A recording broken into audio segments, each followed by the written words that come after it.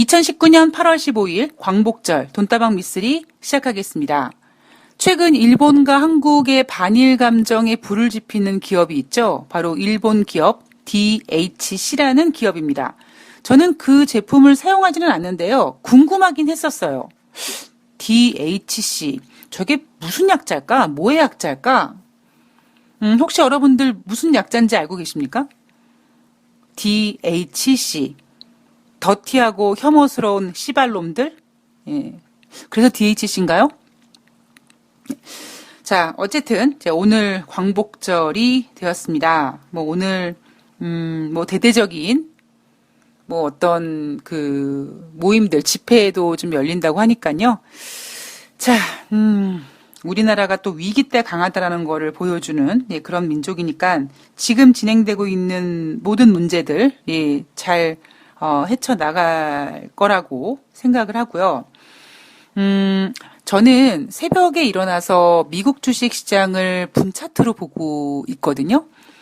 지난주에 제가 여러분들한테 여러분, 주 후반이 가면 시장이 좀 괜찮을 겁니다. 라고 제가 질러놨기 때문에 주 초반에 보여줬던 급락장에서, 이거 어떻게 하지라는 어떤 그 우려감을 이제 안고 수요일날 뉴욕 증시를 봤더니 지난주 수요일날 뉴욕 증시는 장 초반에 2% 정도 가까운 하락세를 보이다가 종가쯤 됐을 때 나스닥은 플러스로 전환됐고요. 다우지수도 플러스 마이너스 왔다 갔다 하다가 플러스는 지키지 못했습니다만 장 초반의 낙폭은 회복했습니다. 제가 그 모습을 지켜보면서 주 후반에는 괜찮겠구나라는 어떤 확신을 얻었거든요. 근데 이번 주에는 제가 여러분들한테 지난주 같지 않을 거다, 힘들 것 같다라는 말씀을 전해드렸고요. 그리고 월요일 날 뉴욕 증시를 보면서 지난주 수요일 뉴욕 증시와는 좀 다르다. 자, 조심하자. 자, 화요일 날 뉴욕 증시가 1% 급등을 했다라고 언론에서 떠들어대고 3천억 달러 관세 중에서 일부는 유예하고 일부는 배제하게 됐다. 미국과 중국의 무역 갈등이 어느 정도 완화됐다. 그래서 막 떠들어댔지만 제가 여러분들께 상승을 즐기긴 하실 때 영혼은 팔지 마시라고 말씀을 드렸습니다. 제가 8월 15일 새벽에 일어나서 8월 14일 뉴욕 증시 상황을 지켜보면서 초반에는 1%대 하락을 했다가 이제 뚝뚝뚝뚝뚝뚝 하락하면서 이제 3% 하락으로 넘어갔다가 다시 한 종가에서 한 30분 정도 남겨놓고는 어떻게든지 반등을 시도하더라고요. 그런데 낙폭을 어찌 보면 더 확대하고 마감을 했습니다. 다우지수가 800포인트 하락했습니다. 3.05% 하락했고요. 나스닥이 3.02%, S&P 500이 2.93% 하락했습니다. 제가 어제 미국의 국채 금리가 역전될 거예요라고 말씀드렸는데 하루 만에 역전돼 버렸어요.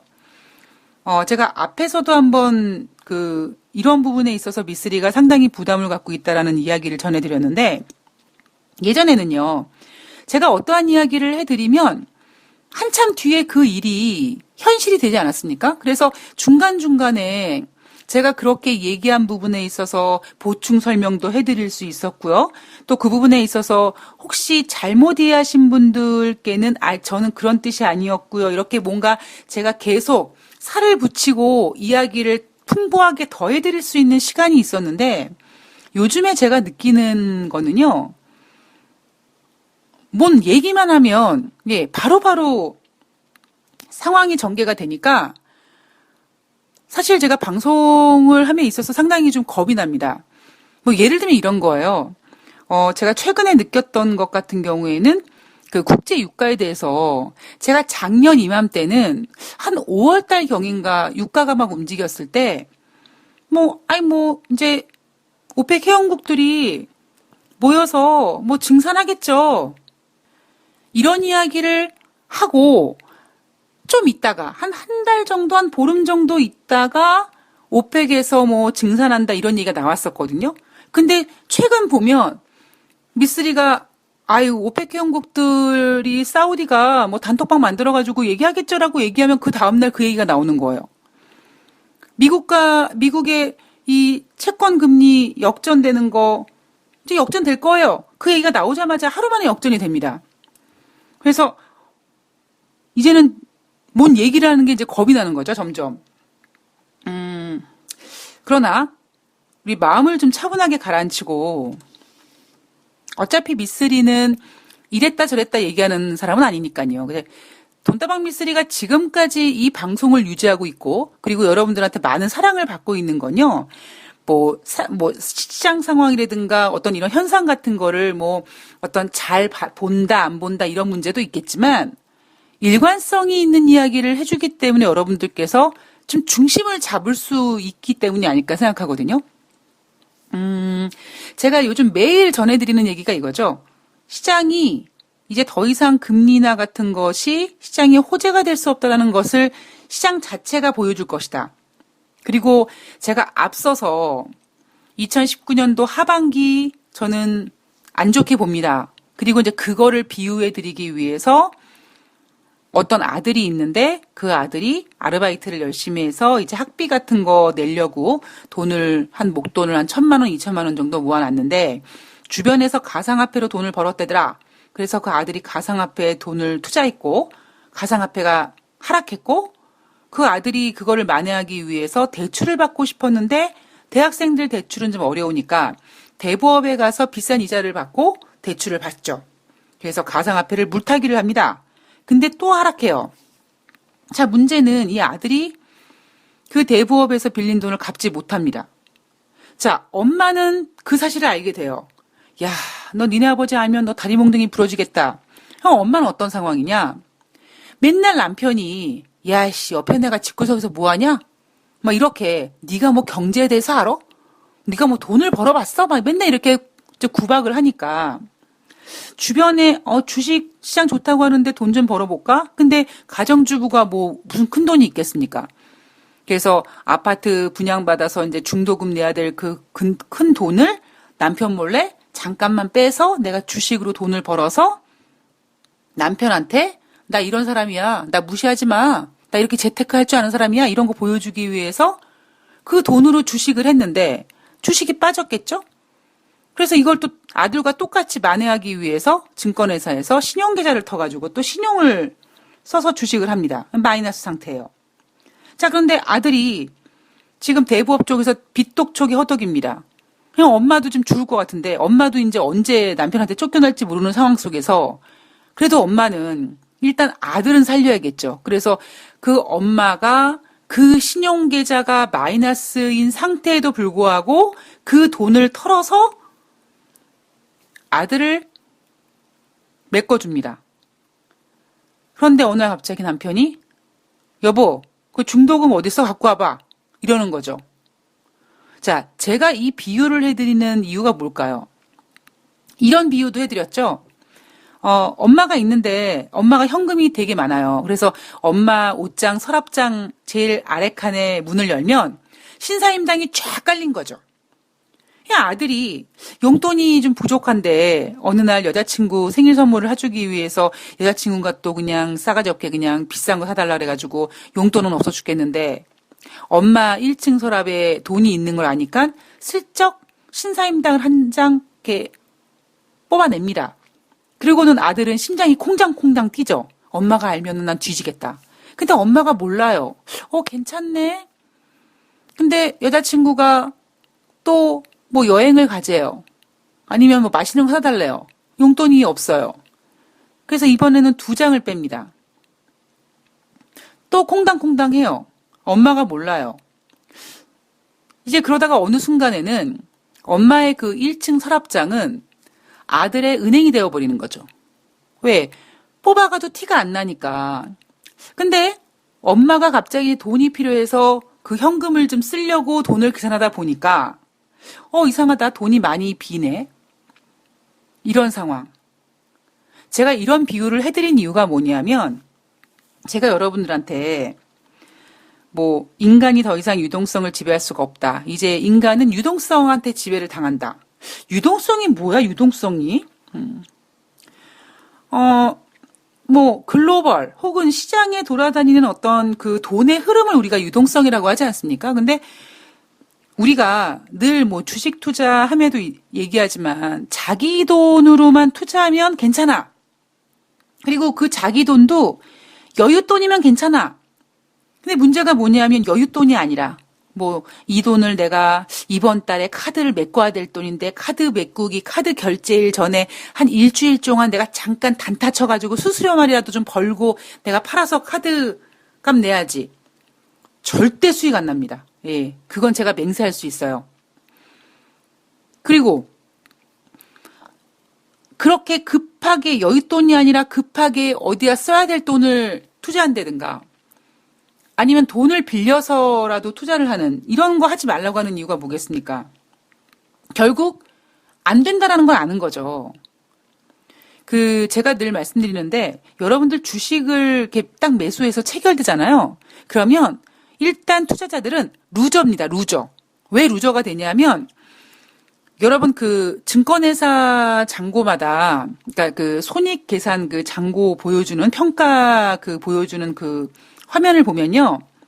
내가 매수를 딱 해서 내 잔고에 들어오면 내 손익은 마이너스가 뜹니다. 그게 왜 그럽니까?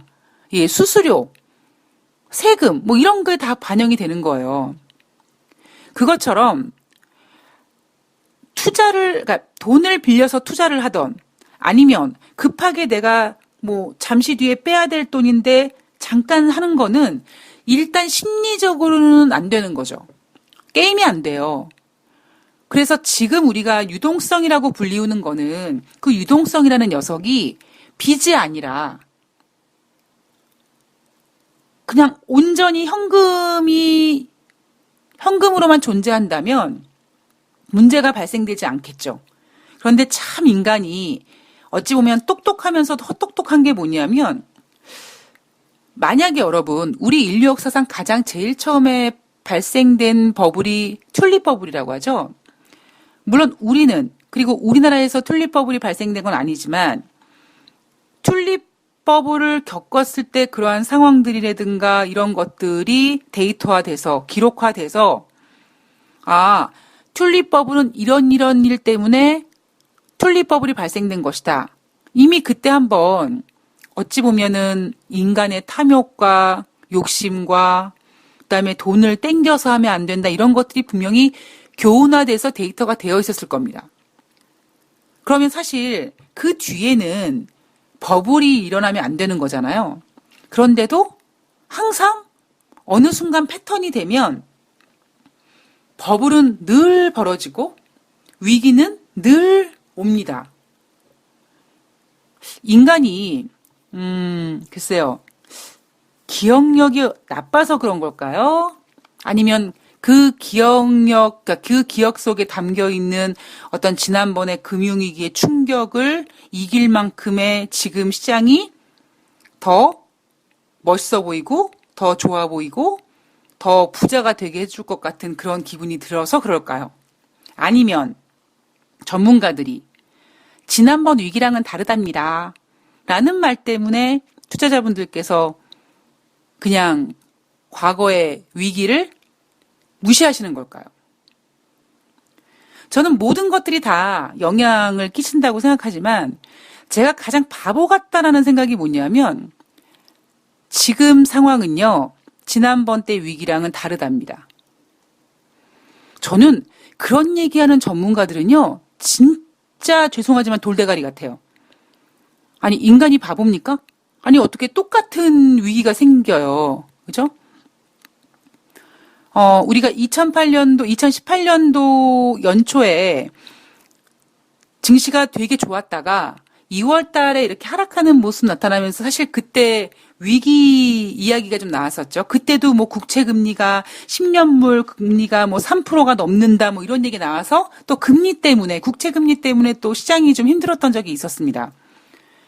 그때도 역시 위기설이 부각됐고요. 또 하물며 그때는 2018년이다 보니까 2008년도에 발생된 금융위기가 재부각되는 거 아니냐. 그래서 10년 위기설도 돌았죠. 근데 대부분 전문가들이 뭐라고 했냐면 그때 상황이랑은 다릅니다. 이렇게 얘기합니다. 제일 바보 같은 생각이라고 저는 생각을 해요. 그러니까 저는 주식시장과 금융시장과 결국 인간이 만들었고 그렇다면 인간을 보면은 저는 금융시장이 보인다고 생각을 하는데요. 우리가 한 인생을 살아가면서 많은 실패를 하죠. 자, 만약에 어떤 남자가 친구한테 사기를 당했어요. 그러면 나는 앞으로 다시는 사기를 당하지 않아야지. 난 앞으로 절대로 친구한테 돈을 빌려주지 말아야지. 라고 마음을 굳건히 믿죠. 굳건히 합니다.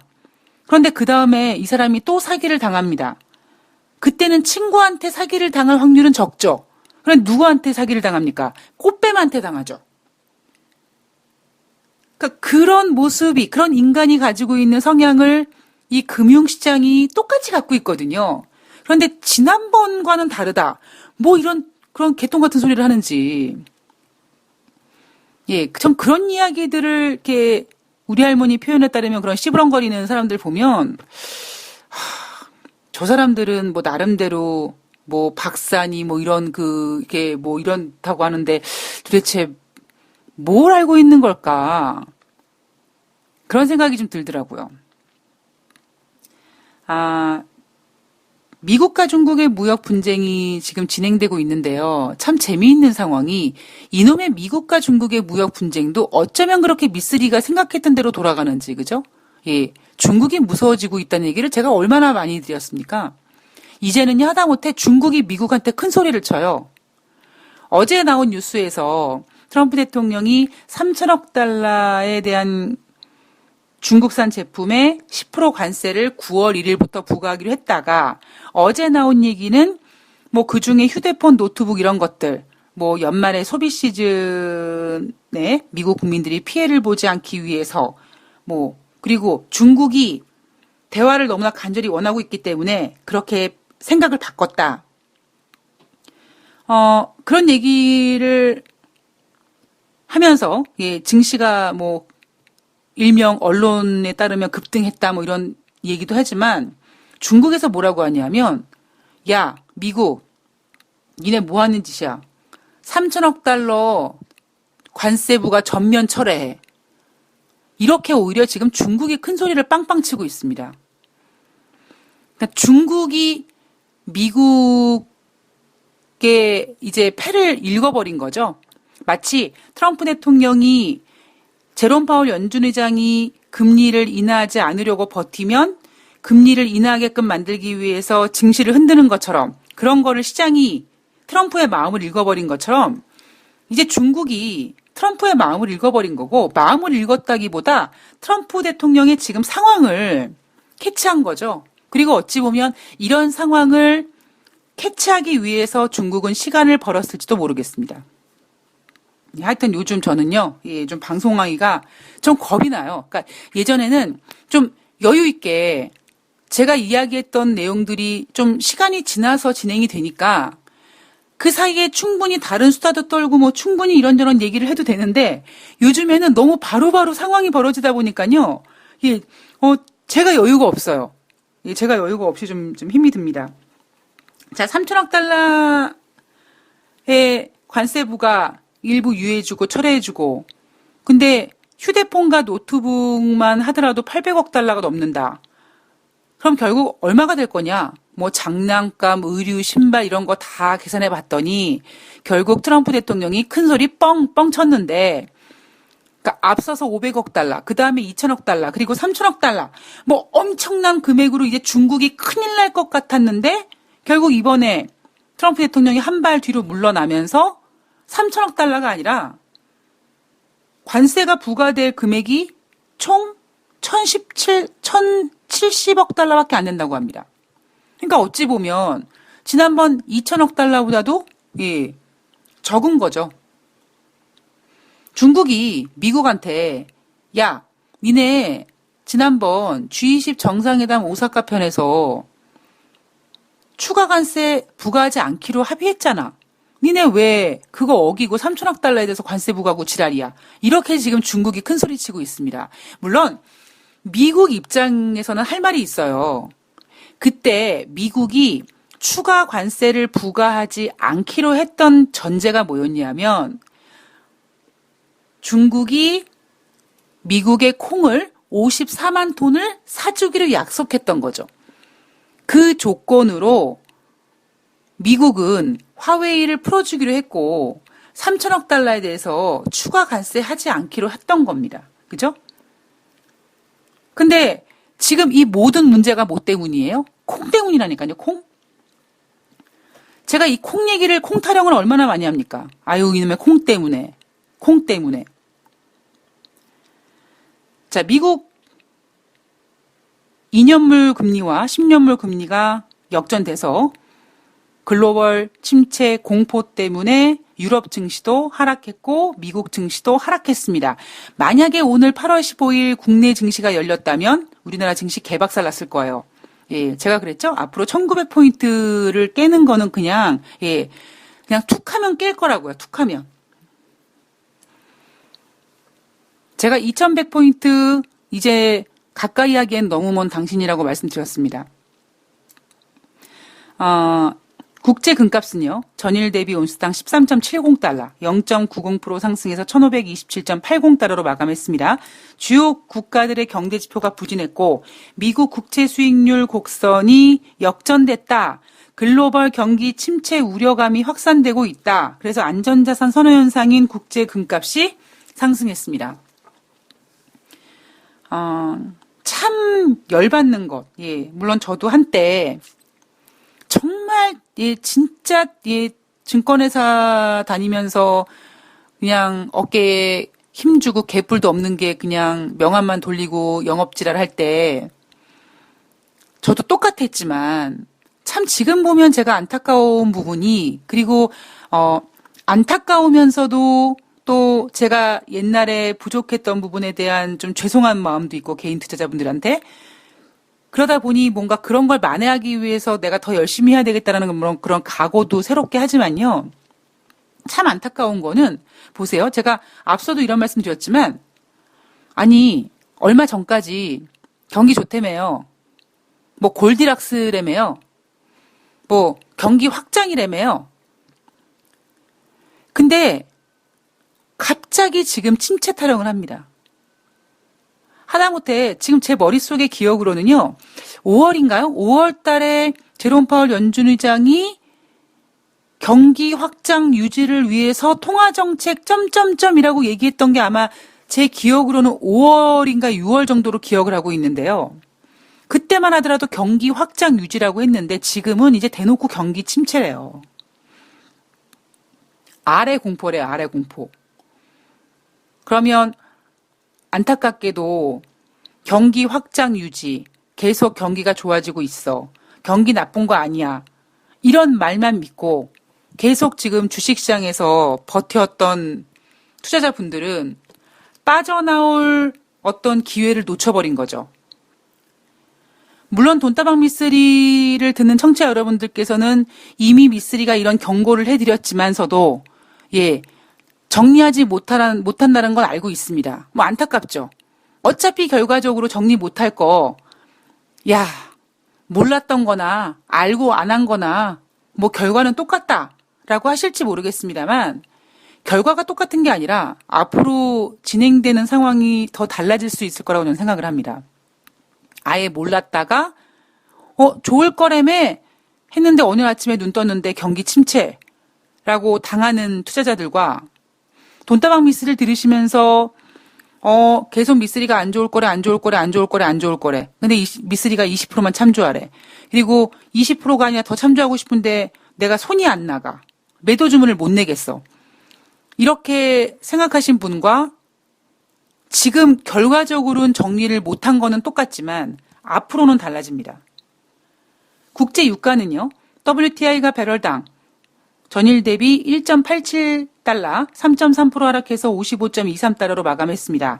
미국의 주간 원유 재고량이 지난주에 이어서 2주 연속 증가세를 보였습니다. 전문가들은 이번 주에 감소될 거라고 예상했거든요. 한 210만 배럴 정도 감소를 예상했는데 크게 증가하진 않았지만 158만 배럴 증가했고요. 그리고 지금 국제유가가 이날 하락했던 이유는 아래 공포, 글로벌 경기 침체 우려감입니다. 경기가 침체되면 당장 소비자들이 지갑을 닫을 거고, 지갑을 닫으면 물건이 안 팔릴 거고, 물건이 안 팔리면 교육량이 줄어들 거고, 교육량이 줄어들면 수송을 못 하는 거죠. 이건 단순히 수송을 못 하는 것도 못 하는 거지만 돈이 없으면 해외여행 가려고 하는 사람들도 취소하지 않겠습니까? 예. 그리고 이제부터는 아끼자, 덜 쓰자, 어떤 그런 주의가 되면 글로벌 수요 둔화 우려감이 커질 수밖에 없죠. 자, 그거를 과연 오펙과 사우디가 가만히 보고만 있겠느냐 이겁니다. 자, 경제 지표는요. 7월달 미국의 수입 물가가 시장 예상은 0.1% 감소를 예상했으나 전월 대비 0.2% 증가했습니다. 미국의 수입 물가가 왜 증가했을까요? 전일 발표했던 미국의 7월달 소비자 물가가 증가됐던 이유와 똑같은 거죠. 다 관세 전쟁 때문입니다. 자, 2부에서 글로벌 이슈를 좀 체크를 해볼 텐데요. 제가 이날 원고를 준비하면서 머릿속에 딱 하나 드는 생각은, 경기 확장이라는 둥, 성장이 지속한다는 둥, 골디락스 타령하더니 꼴 좋다? 하는 생각이 가장 먼저 들었고요. 두 번째는, 지금 상황이 이런데 정말 몇몇 국들 진짜 연병들 하고 앉아있네. 이런 한심한 생각이 가장 많이 들었던 하루였던 것 같습니다. 자, 2부에서 14일 글로벌 이슈 하나씩 체크를 해보도록 하겠습니다. 2부에서 뵐게요.